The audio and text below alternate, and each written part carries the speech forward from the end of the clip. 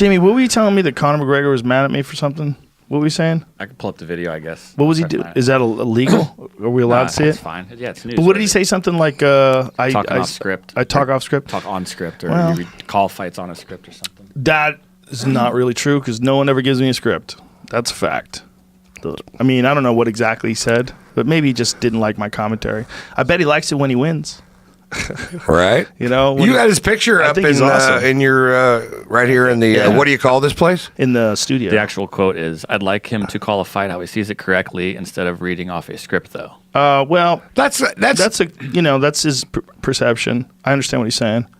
You know, sometimes people think that, but you know, it's very difficult when someone's calling your fight. If he's talking about me calling someone's fight that's not his friend, then that makes much more sense. It's fucking hard, man. It's hard for me. I have a really hard time calling friends fights. It's fucking hard. I don't. Do you know him and you're friends with him? Yeah, well, I don't know him that well, but I like him a lot.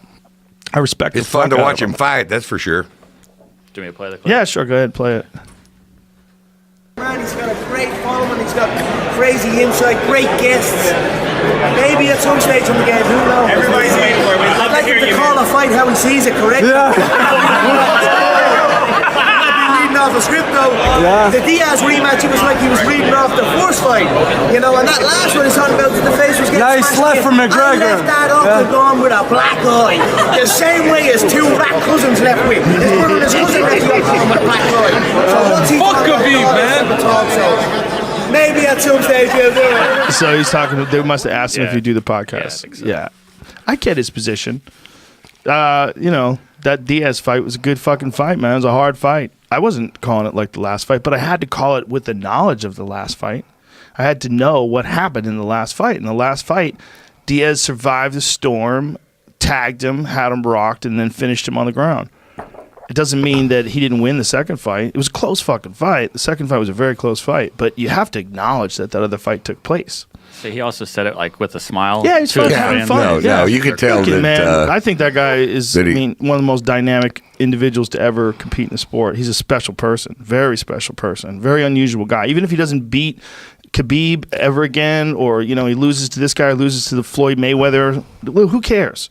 He's still one of a fucking billion human being.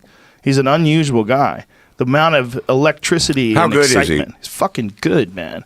He starched Jose Aldo, who's one of the greatest featherweights, if not the greatest, next to Max Holloway of all time. Starched him with one punch. When Aldo was the fucking man. I mean, he was the man. He was smashing everybody for years. And Conor talked so much shit to him and climbed so deep inside his head and infuriated him to the point where he was so emotional. And he came charging at Conor, and Conor just slipped back and bank, dropped like the best one-punch knockout in the history of the sport. Oh, no shit. Oh, 100%, because it was so significant. There was so much hype behind it. It was a guy where like, how good is this guy? Is this guy really the next big thing? Or is he going to fall apart when he meets a real champion like Aldo? And then he knocks him out with one fucking punch. Blap!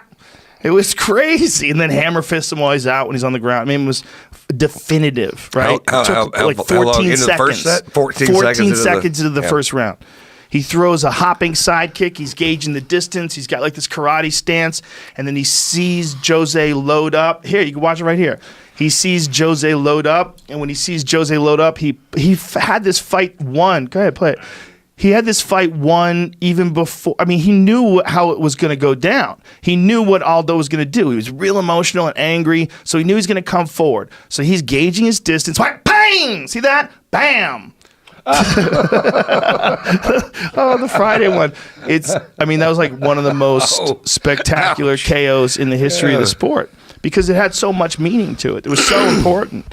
It was for the featherweight championship of the world. Conor had already won the interim title. Him and Aldo facing each other. This big hype thing. It took like a year to put together. Crazy. So he's awesome. Did you call that? Oh, yeah. Yeah. I think it's the only time I've ever yelled out, he slept him. When someone got cracked, because it just—I don't even know why I said it. It's just like that's what came to my head. I just yelled it out. That's what he did. He slept him.